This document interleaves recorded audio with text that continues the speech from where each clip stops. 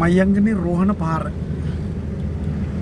සම්පූර්ණ රොම්මඩවලින් පිරලා මේ වහල් මට්ටමට වතුර ඇවිල්ලා මයංගනේ වෙච්ච මහා විනාශය පොඩ්ඩක් බලන්න. මේ ගෙවල් පිටින් නැති වෙලා මිනිස්සුන්ට උන් හිටි තැන් නැති වෙන තත්යකටපත් වෙලා තියෙනවා. මේ දොරවල් කඩාගෙන ගිහිල්ලා ජල රකුසා මහවැලි ජලාශය පිටාර යාමෙන් ස්වයංක්‍රීය දොරවල් ටික ඇරුණා. මහා වැස්සත් එක්ක කොටු වුණා.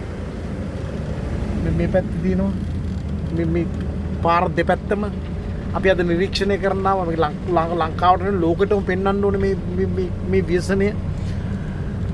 ඉතින් අපි සියලු දෙනාට කියන්නේ මේ අවස්ථාවේ මයංගනේ ජනතාව මේ එකම ආසක් යට ඉන්න මිනිස්සු අපි මේ මිනිසුන්ට උදව් කරන්නයි කියලා තමයි සියලු දෙනාගෙන් ඉල්ලීමක් ඉල්ලන්නේ. අද බොන්න වතුර ටිකක් නැහැ. දාන්න වතුර ටිකක් නැහැ. টয়ලට් එකට යන්න টয়ලට් එකක් පිරිසිදු කරගන්න විදියක් නැහැ. මේ තියෙන ගෙවල් සියලු දේවල් මම හිතන්නේ වහලේ මට්ටම් පිරලා තියෙන බොහොම අසරණ ජනතාවක් ජීවත් වෙන කොටසක්. සමහර ජීවත් වෙන්නේ ගඩොල් කපලා කුලී වැඩ කරලා. මේ තියෙන වහලවල් නැහැ. ගෙවල් පොළොවට සමතලා වෙලා. අපි යන්නේ මේ පාර දිගේ. දැන් මේ පාරේ බලන්න දිගට රොම්මඩ පිරලා තියෙන හැටි. අසාමාන්‍ය ලෙස රොම්මඩ පිරලා මේ තින්නේ.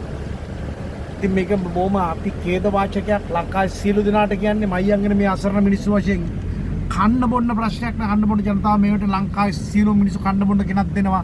මේ මිනිසුන්ට අවශ්‍ය වෙන්නේ එදිනෙදා ජීවිතයට අවශ්‍ය වෙන টয়ලට් පාසුකම් වෙන්න, ඇඳ ඇතිරිලි, කොට්ටමෙට්ට නිදා ගන්න මේ වගේ දේවල් තමයි අවශ්‍ය වෙලා තියෙන්නේ. ඒවා සපයන්න පුළුවන් හැකි කෙනෙක් ඉන්නවනම් අපි කාරුණික ආයෝජනයක් කරන සියලු දෙනාගෙන් මයංගනේ මේ අපිව මැදිහත් කරගන්න 0.73 871 284 මේ 0.74 764